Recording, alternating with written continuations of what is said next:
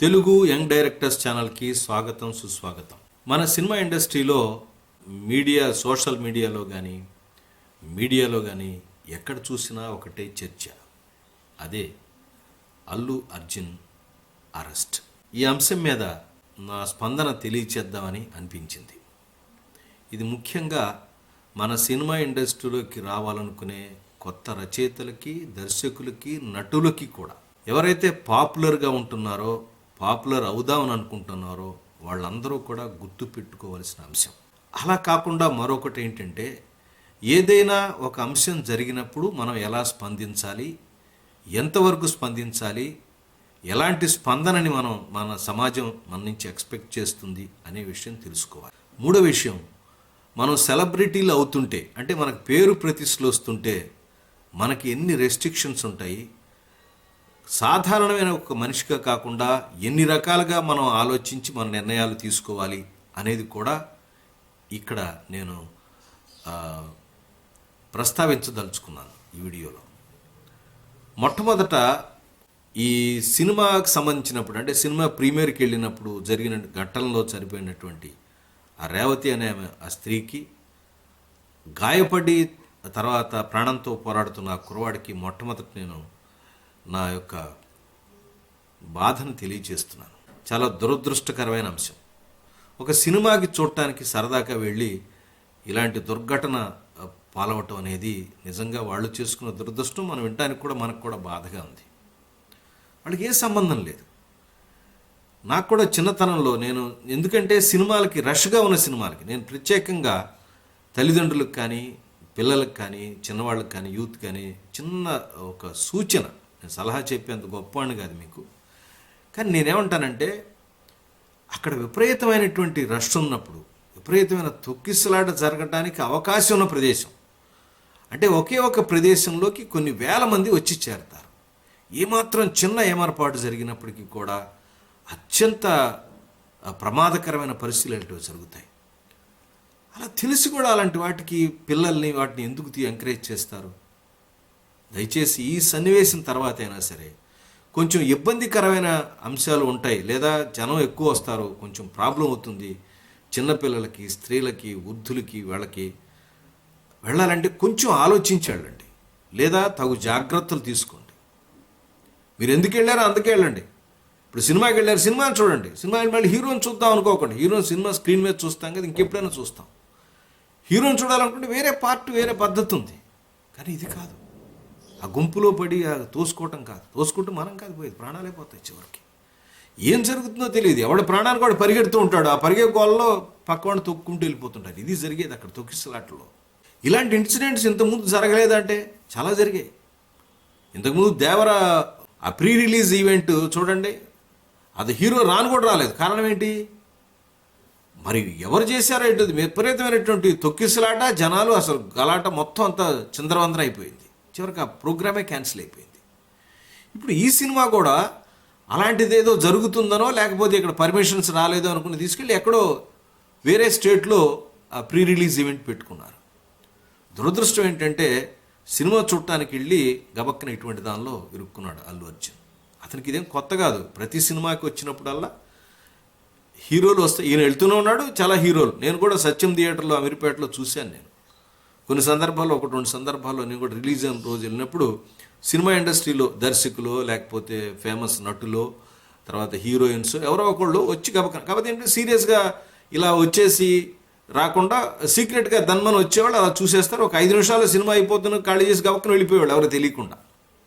అంటే జనం మూగుతారు, విపరీతమైనటువంటి క్రౌడ్ ఏర్పడతారు, ఇబ్బంది అవుతుందనే ఉద్దేశంతో కొంచెం సినిమా స్టార్ట్ అయిన తర్వాత వచ్చేవాళ్ళు, సినిమా ఒక 5 నిమిషాలు అవుతుందని వెళ్ళిపోయేవాడు. ఇది నేను గమనించినటువంటి అంశం. ఇది చాలా ఇప్పుడు ఇక్కడ అల్లు అర్జున్ పాయింట్ ఆఫ్ వ్యూలో ఏం జరిగింది అని అంటే,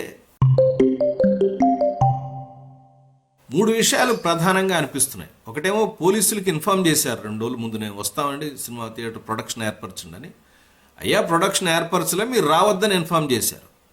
ఆ ఇన్ఫామ్ చేసిన లెటర్ ఆయనకు అందిందో లేదో, ఇన్ఫర్మేషన్ వచ్చిందో లేదు, కానీ కోర్టులో మాత్రం వాస్తవం చెప్పారు వాళ్ళు. మేము ఇన్ఫామ్ చేసాం సార్ రావద్దని. ఆయన వచ్చాడండి ఆయన. ఒకటి.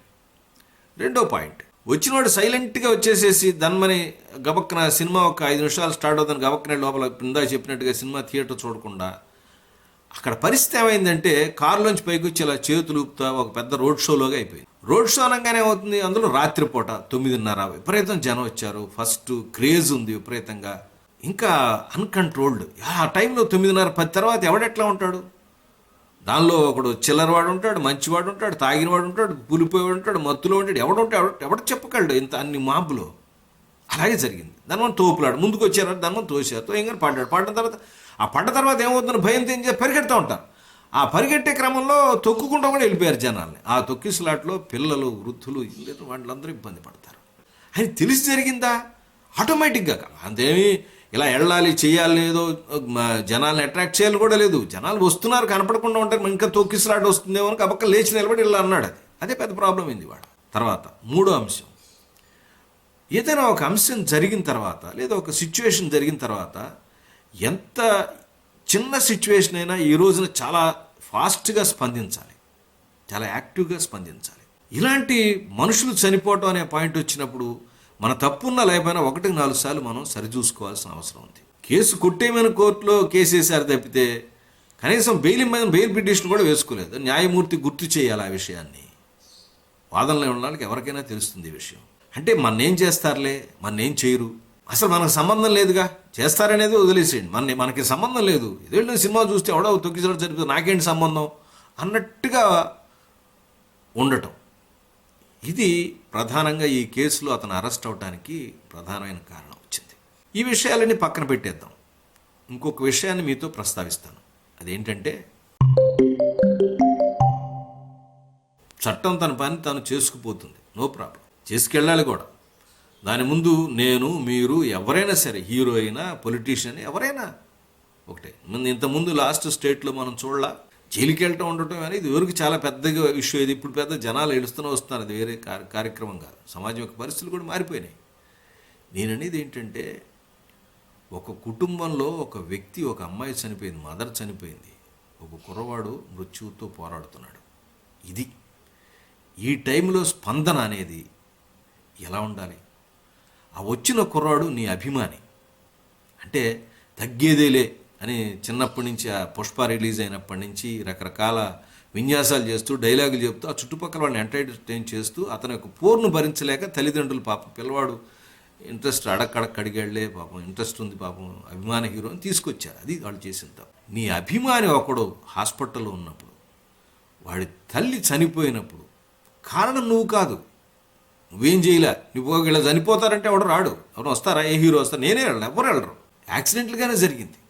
కానీ జరిగిందనే విషయం తెలియగానే తెల్లారి పొద్దునే నువ్వు అటెండ్ అవ్వాలి, తండ్రికి చెప్పాలి, సార్ మీరు పొరపాటు జరిగింది, ఏదో సినిమా చూద్దామని వచ్చాను, మీలాగానే వచ్చాను, అనుకోకుండా యాక్సిడెంట్ జరిగిపోయింది, మీకు జరిగిన నష్టాన్ని నేను భరించలేను, నేను పూడ్చలేను, కానీ దయచేసి నేను కూడా మీతో పాటు ఒక వ్యక్తిని, మీ అబ్బాయికి ఏమొచ్చినా నేను చూసుకుంటా, నేను ఉంటాను మీ కష్టంలో, ఇప్పుడు కాదు జీవితాంతం మీరు నా వ్యక్తులు అని మరుసటి రోజునే వెంటనే హాస్పిటల్కి వెళ్ళి ఆ ఫ్యామిలీని కలిసి అతనితో కలిసి మాట్లాడినట్టుకుంటే అసలు ఎంత అద్భుతంగా ఉండేదో.